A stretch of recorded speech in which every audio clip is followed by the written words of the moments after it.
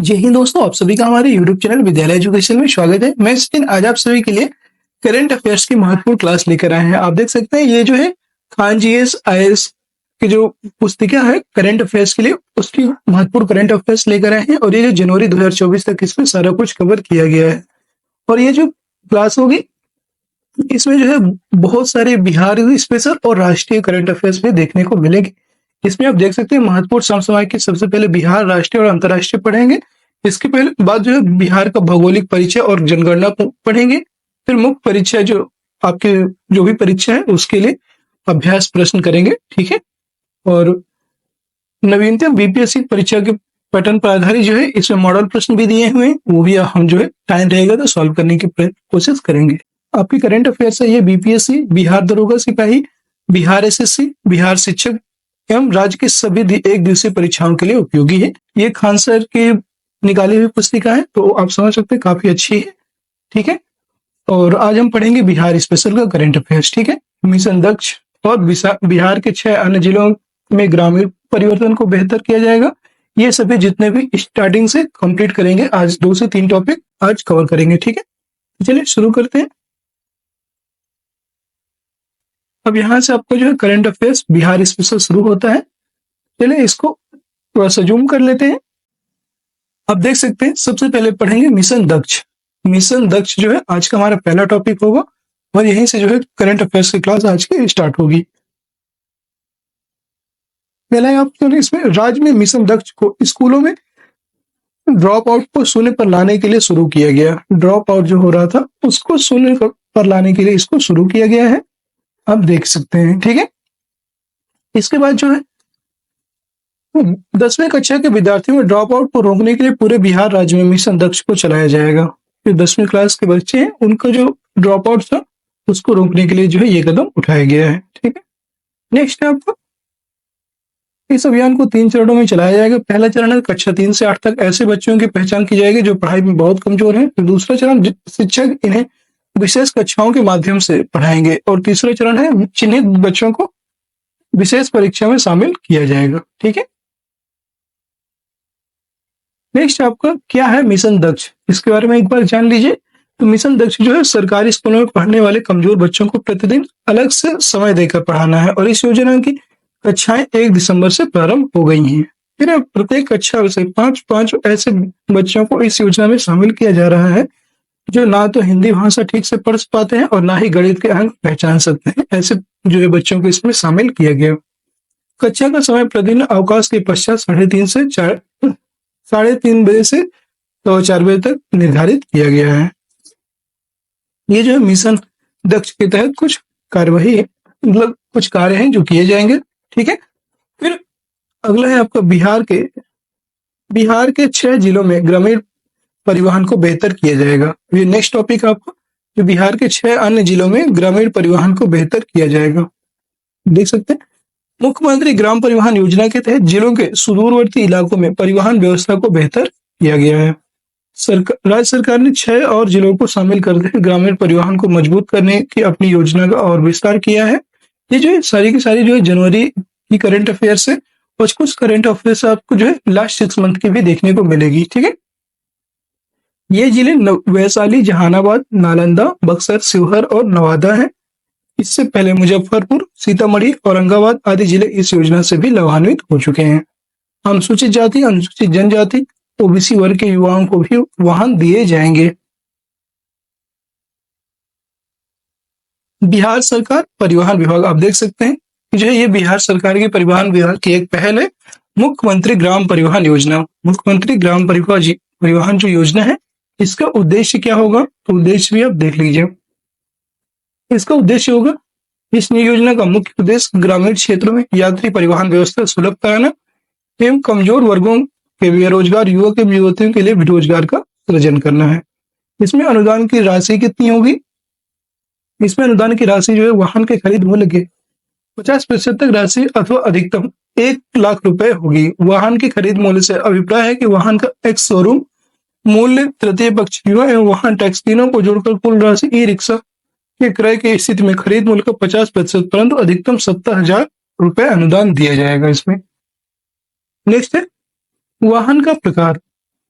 इस योजना के तहत 4 सीट से लेकर 10 सीट तक के नए सवारी वाहनों को योग्य माना जाएगा। ये लाभुक अर्हताएं जो लाभ पाने वाले की अर्हताएं क्या होनी चाहिए? तो इस योजना के तहत लाभ प्राप्त करने वाले लाभुकों को अर्हताएं निम्नवत होंगी। प्रत्येक पंचायत के लिए 5 योग्य आवेदकों का चयन किया जाएगा, जिनमें 3 लाभुक अनुसूचित जाति जनजाति एवं 2 लाभुक अत्यंत पिछड़ा वर्ग के सदस्य होंगे। लाभुक की न्यूनतम उम्र सीमा आवेदन निबंधन की तिथि को 21 वर्ष होगी।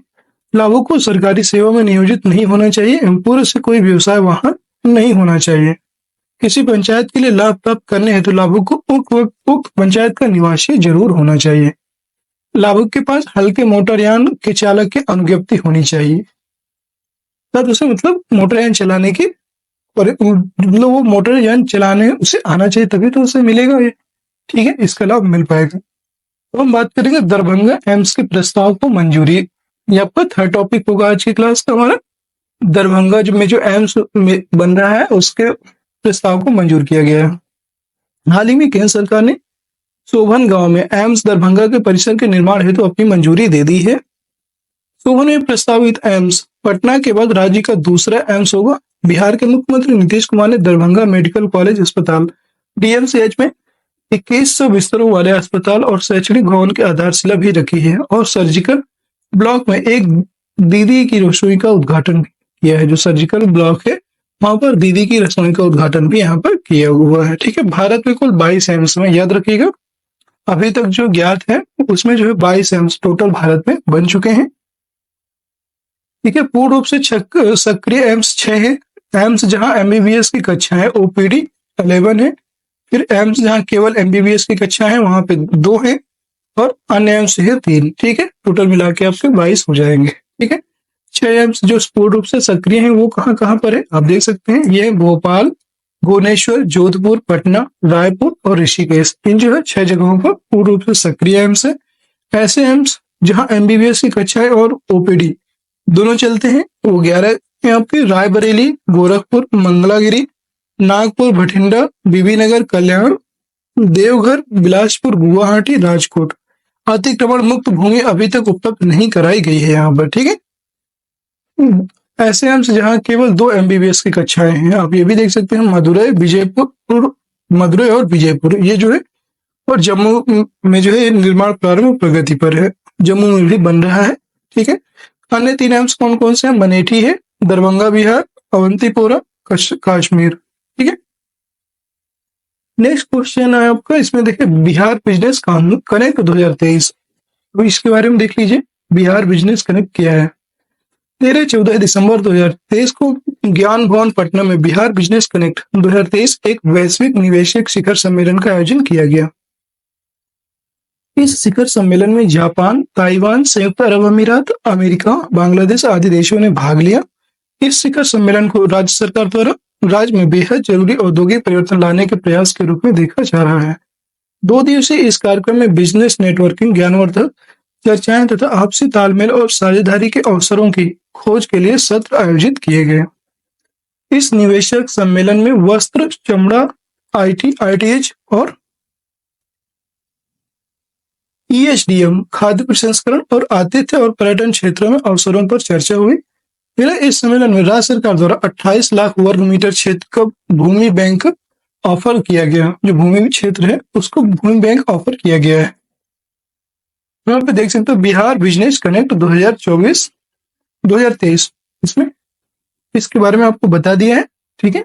नेक्स्ट आपका जो सर्वश्रेष्ठ विकलांग व्यक्ति का राष्ट्रीय पुरस्कार 2023, अब आपको पता होना चाहिए, और ऐसे क्वेश्चन जो है बार बार एग्जाम में पूछा जाता है, जो हर जगह आपको देखने को नहीं मिलता। इसमें क्या है, सर्वश्रेष्ठ विकलांग का राष्ट्रीय पुरस्कार किसको मिला है? तो बिहार की ज्योति सिन्हा को सर्वश्रेष्ठ दिव्यांग के राष्ट्रीय पुरस्कार से सम्मानित किया गया। उन्हें यह पुरस्कार दिल्ली में अंतर्राष्ट्रीय विकलांग व्यक्ति दिवस IDPD के रूप अवसर पर प्रदान किया गया। अंतर्राष्ट्रीय विकलांग व्यक्ति IDPD प्रत्येक वर्ष 3 दिसंबर को मनाया जाता है। उन्हें मधुबनी पेंटिंग के क्षेत्र में उत्कृष्ट कार्य के लिए सम्मानित किया गया और उन्हें राज्य स्तर पर भी कई बार सम्मानित किया जा चुका है। यह पुरस्कार समारोह हर साल विकलांग व्यक्तियों के उत्कृष्ट कार्यों और उपलब्धियों के लिए सामाजिक न्याय और अधिकारिता मंत्रालय द्वारा आयोजित किया जाता है। आपको इसका जो है मंत्रालय भी याद रखना है। आपसे पूछ ले अगर कि जो विकलांग है, विकलांगों को पुरस्कार समूह जो है किस मंत्रालय के तहत उपलब्ध कराया जाता है, तो ये सामाजिक न्याय और अधिकारिता मंत्रालय द्वारा ये आयोजित किया जाता है। ठीक है, आप देख सकते हैं यहाँ पे माननीय राष्ट्रपति के जी के द्वारा इनको जो है पुरस्कार प्रदान किया जा रहा है। ठीक है, नेक्स्ट देखते हैं बोध गया में आध्यात्मिक प्रशिक्षण शिविर। तो बोध गया है वहां पर आध्यात्मिक प्रशिक्षण शिविर स्थापित किया गया है। तिब्बती आध्यात्मिक नेता दलाई लामा की अध्यक्षता में 15 से 20 दिसंबर के बीच बोध गया में एक सम्मेलन का आयोजन किया गया। दलाई लामा का वास्तविक नाम लामुत होडुक है और वह 14वें दलाई लामा है। इन्होंने 29 से 31 दिसंबर तक बोध गया के कालचक्र मैदान में आध्यात्मिक प्रशिक्षण दिया एवं लोगों को 21 तारा का आशीर्वाद भी प्रदान किया। इस आयोजन में 30 देशों के लगभग 2500 लोगों ने भाग लिया। इसमें Sri Lanka, Thailand, Japan, Korea, Vietnam आदि देशों से भी श्रद्धालु शामिल हुए। फिर तूफान की चेतावनी के लिए एक उपकरण, तूफान की जैसे चेतावनी होती है उसके लिए उपकरण यहाँ पे लगाए गए हैं, उसके लिए देखना है। बिहार आपदा प्रबंधन प्राधिकरण लोगों को आकाशीय बिजली से सचेत करने के लिए उपकरण पेडेंट बना रहा है। ठीक है, और इस उपकरण को बनाने की जिम्मेदारी आईआईटी पटना को दी गई है। ठीक है, कौन बनाएगा? ये आईआईटी पटना ने को इसकी जिम्मेदारी दी गई है। यह उपकरण एक पहनने योग्य इलेक्ट्रॉनिक डिवाइस होगी, यानी किसान या मजदूर इसे शरीर पर लॉकेट की तरह पहन सकते हैं। इस उपकरण की खासियत यह है कि यह विद्युत ऊष्मीय है और शरीर की ऊष्मा से चार्ज हो जाएगा। इस उपकरण को चार्ज करने के लिए अलग से बिजली या बैटरी की जरूरत नहीं होगी। पेडेंट से सभी प्रकार के मौसम संबंधी चेतावनी स्थिति के अलर्ट जारी किए जा सकते हैं। वज्रपात के अलावा भारी बारिश और तूफान के दौरान भी आधे घंटे पहले अलर्ट जारी किया जाएगा। तो हम बात करेंगे बिहार डेयरी एवं मवेशी एक्सपो 2023 क्या है ये, इसके बारे में जानेंगे। बिहार के मुख्यमंत्री नीतीश कुमार ने 3 दिवसीय बिहार डेयरी और मवेशी एक्सपो 2023 का आधिकारिक उद्घाटन किया। इसका आयोजन बिहार पशु विज्ञान विश्वविद्यालय BSU के परिसर में किया गया है। इसके अलावा मुख्यमंत्री ने एक नए कामफेड कार्यालय भवन और एक मत्स्य विकास भवन की आधारशिला भी रखी। उन्होंने किशनगंज में एक पशु चिकित्सा और पशुपालन कॉलेज भी समर्पित किया। पशु पोषण ऐप भी लॉन्च किया गया। इस मेले में अन्य राज्यों से विभिन्न उन्नत किस्म के दुधारू पशु लाए गए, जिनमें हरियाणा के पानीपत की मुर्रा भैंस गोलू 2 आकर्षण का केंद्र रही। ठीक है, याद रखिएगा, अगर आपसे क्वेश्चन पूछते हैं कि कौन सी भैंस जो है उसका आकर्षण का केंद्र रही है, तो उनका नाम है हरियाणा के पानीपत की मुर्रा भैंस, इनका नाम है गोलू 2। अगला, मुख्यमंत्री ने कॉम्फेड पटना के 5 नए उत्पाद मिठाई, नमकीन, बिस्कुट, ब्रेड और पेयजल सुधा सलिल प्रस्तुत किए। मुख्यमंत्री द्वारा बिहार पशु विज्ञान विश्वविद्यालय पटना का विमोचन भी इसमें किया गया है। बिहार राज्य दुग्ध सहकारी संघ लिमिटेड, कॉम्फेड इसी को बोलते हैं, और बिहार राज्य दुग्ध सहकारी संघ लिमिटेड की स्थापना 1983 में बिहार राज्य के लिए ऑपरेशन फ्लड कार्यक्रम की कार्यान्वयन एजेंसी के रूप में की गई थी। कॉम्फेड अपने दुग्ध उत्पादों का उत्पादन सुधा ब्रांड नाम से करता है। यह बहुराज्य सहकारी सोसाइटी अधिनियम 2002 द्वारा शासित है। अगला है बिहार पशु विज्ञान विश्वविद्यालय। ये कहाँ है? बिहार पशु विज्ञान विश्वविद्यालय। इसकी बात करेंगे तो 29 अगस्त 2016 को बिहार राजपत्र में अधिसूचित राज्य के एक अधिनियम के माध्यम से बिहार पशु विज्ञान विश्वविद्यालय की स्थापना की गई थी। इसका मुख्यालय पटना में है और 13 जून 2017 को पहले कुलपति की नियुक्ति के साथ यह विश्वविद्यालय शुरू भी हो गया था। पुरस्कार, सम्मान और उपाधियां। वर्तमान में जो है किसको किसको कौन सा पुरस्कार मिला और सम्मान मिले, उपाधियां मिली, इसके बारे में बात करेंगे। तो नई दिल्ली में आयोजित प्रतिष्ठित 14वें कृषि नेतृत्व पुरस्कार 2023 में बिहार को फसल उत्पादन में सर्वश्रेष्ठ राज्य को पुरस्कार दिया गया है। कौन सा पुरस्कार दिया गया है? 14वें कृषि नेतृत्व पुरस्कार 2023 में बिहार को फसल उत्पादन में सर्वश्रेष्ठ पुरस्कार प्रदान किया गया। कृषि नेतृत्व पुरस्कार एक प्रतिष्ठित पुरस्कार है जो एग्रीकल्चर टुडे ग्रुप द्वारा प्रदान किया जाता है। आपको ये बात याद रखनी कि ये किसके द्वारा दिया जाता है? Agriculture today group.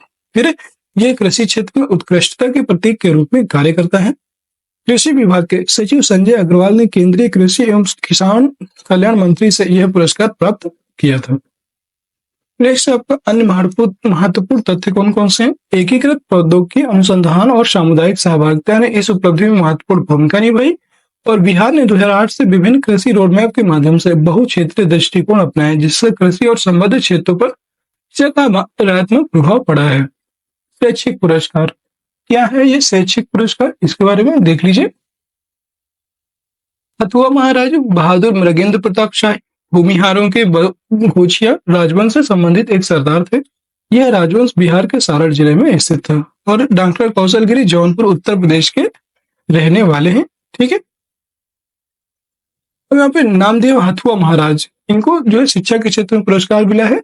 Buddhist education ये क्षेत्र है और रॉयल यूनिवर्सिटी ऑफ थाईलैंड इस संस्था के द्वारा जो है इनको पुरस्कार दिया गया है। फिर डॉक्टर कौशलगिरी, इनको मैरीलैंड स्टेट यूनिवर्सिटी अमेरिका की संस्था से चिकित्सा अध्ययन के लिए इन्हें पुरस्कार दिया गया। हर घर गंगा जल योजना, ये इंपॉर्टेंट है। हर घर गंगा जल योजना क्या है? तो हर घर गंगा जल योजना का 1 वर्ष सफलतापूर्वक पूरा हुआ। जल संसाधन मंत्री संजय कुमार झा ने हर घर गंगा जल योजना की 1 साल की यात्रा को बेमिसाल बताया। गंगा जल की योजना के बारे में क्या है? मुख्यमंत्री नीतीश कुमार ने 27 नवंबर 2022 को राजगीर में और 28 नवंबर 2022 को गंगा में इसका उद्घाटन किया। इस योजना के तहत राजगीर, गया और बोधगया और नवादा के शहरी इलाकों में हर घर तक गंगा जल पहुंचाया जा रहा है। इस योजना को भारत सरकार के केंद्रीय सिंचाई और विद्युत बोर्ड CBIP द्वारा जल संसाधनों के सर्वश्रेष्ठ कार्यान्वयन की श्रेणी से सम्मानित किया गया। इस योजना के तहत गंगा नदी का बाढ़ का जल जो हर साल बर्बाद हो जाता है, उसे मानसून अवधि के दौरान एकत्र किया जाएगा और 151 किलोमीटर लंबी पाइपलाइन के माध्यम से दक्षिण बिहार के प्रमुख जल अभाव वाले शहरों राजगीर, गया, बोधगया और नवादा में भेजा जाएगा। इस योजना के तहत राजगीर, गया, बोधगया और नवादा शहरों में प्रति व्यक्ति प्रतिदिन 135 लीटर गंगा जल के माध्यम से उपलब्ध कराया जा रहा है।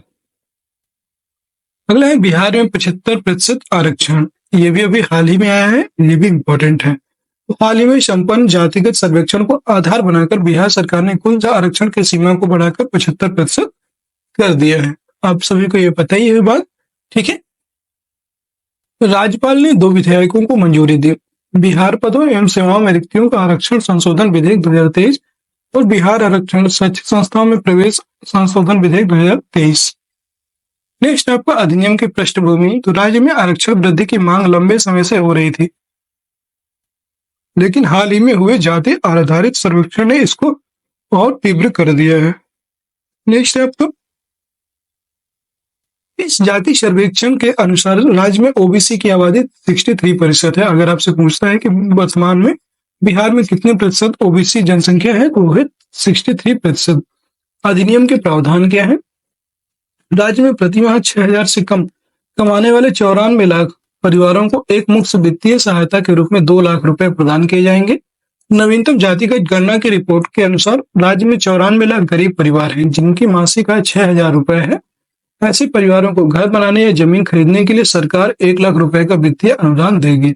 दोनों अधिनियमों ने जाति आधारित आरक्षण की कुल मात्रा को 65% तक बढ़ाने हेतु अनुसूचित जाति SC के लिए कोटा को 16% से बढ़ाकर 20%, अनुसूचित जनजाति ST के लिए कोटा को 1% से बढ़ाकर 2%, अत्यंत पिछड़ी जाति EBC के लिए कोटा 18% से बढ़ाकर 25% और अन्य पिछड़ा वर्ग OBC के लिए कोटा 15% से बढ़ाकर 18% कर दिया गया है। PWS को 10% का आरक्षण भी प्रदान किया गया। इसमें चुनौतियां क्या क्या हैं? यह 1992 के इंदिरा साहनी मामले, जिसे मंडल आयोग के नाम से जाना जाता है। इंदिरा साहनी मामले में सुप्रीम कोर्ट द्वारा तय की गई 50% की सीमा का उल्लंघन करता है। ठीक है, जो इंदिरा साहनी मामला था उसमें यह कहा गया था कि कोई भी राज्य जो है 50% से अधिक जो आरक्षण नहीं प्रदान किया कर सकता है, उसका ये उल्लंघन है और इससे सामाजिक सौहार्द कमजोर होगा, इससे वोट बैंक की राजनीति बढ़ेगी और इस कानून का इस्तेमाल राजनीतिक हित के तौर पर किया जा सकता है। संविधान निर्माण के समय आरक्षण के प्रावधान को 10 वर्षों के लिए रखा गया था, लेकिन यह अधिनियम संविधान निर्माताओं के उस विचार की अनदेखी करता है। इससे योग्यता के स्थान पर जाति को बढ़ावा मिलेगा। ये सिर्फ रियली है, ठीक है। आप कोई अन्यथा मत लीजिएगा, बट ये सच में थोड़ा सा तो ये उल्लंघन करता है संविधान का। इसका महत्व क्या है? यह वंचितों को सशक्त बनाएगा। सर्वोदय उद्देश्य की प्राप्ति इस संविधान निर्माताओं द्वारा उल्लिखित सामाजिक आर्थिक उद्देश्यों को प्राप्त करने में प्रमुख रूप से मदद मिलेगी। फिर हाशिए की जातियों को समान अवसर उपलब्ध होंगे। डीपीएसपी के उद्देश्य की प्राप्ति जाति सर्वेक्षण राज्य के नीति निर्देशक सिद्धांतों डीपीएस में बताए गए उद्देश्यों को प्राप्त करने में मदद मिलेगा करेगा। ठीक है, जैसा कि संविधान के भाग 4 जैसे अनुच्छेद 41 में उल्लिखित है। दोस्तों, कैसी लगी आज की क्लास? कमेंट बॉक्स में जरूर बताइएगा। और अगर आपको ये सीरीज पसंद आ रही है केजीएस की, खान जीएस की जो ये पत्रिका है उसके द्वारा हम जो इसके क्वेश्चन करवा रहे हैं, अभी आज की क्लास में हम लोगों ने पूरी जो है बिहार की प्रमुख योजनाएं, जितनी भी प्रमुख योजनाएं थी सरकार की, उन सभी को कवर किया, और जितनी भी अभी रह गई हैं उनको अगली क्लास में कवर करेंगे। और अगर आप लोगों को जो है अच्छा रिस्पॉन्स रहा, आप लोगों ने इसे पसंद किया, तो जरूर इसको पूरी कंटिन्यू करेंगे। और यकीन मानिए बहुत गजब की पुस्तक है। जैसे जैसे आप आगे बढ़ेंगे आपको बहुत सारी चीजें और नॉलेज इससे बढ़ेगा। ठीक है, कैसी लगी तो जो है आपको कमेंट बॉक्स में जरूर बताएगा। अगर क्लास पसंद आई तो क्लास को एक बार लाइक कर दीजिए, सभी लोग शेयर कर दीजिए, और चैनल में नए हो तो चैनल को सब्सक्राइब अवश्य कर लीजिएगा, जिससे कि आगे आने वाले सभी वीडियोज की नोटिफिकेशन आप सभी को मिल जाए। मिलते हैं फिर किसी नेक्स्ट वीडियो में, तब तक के लिए जय हिंद, जय भारत।